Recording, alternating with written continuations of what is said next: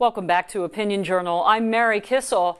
What does today's Supreme Court Hobby Lobby decision mean for those who have been fighting for religious freedom in America, not just now, but for the decades prior?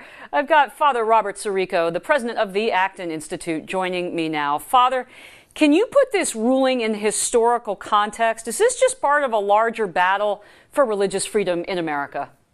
Well, of course it is. I mean, it goes right back to the First Amendment.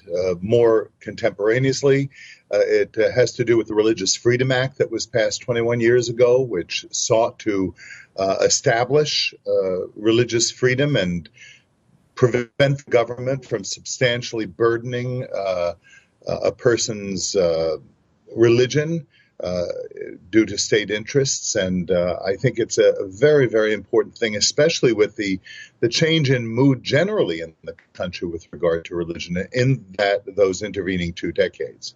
Why is religion in the public square so important in America, and how is it different from other democracies in the world?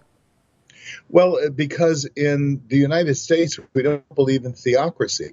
We don't believe that the church and state should be one, but that doesn't mean that we don't have a religious society and that religious people shouldn't be able to express their beliefs. I mean, if that were the case, if this kind of mentality were applied, let's say 40 or 50 years ago, we would have never had the civil rights movement. If it were applied longer back than that, we would never have had the movement for abolition, because both of these were religious-inspired movements.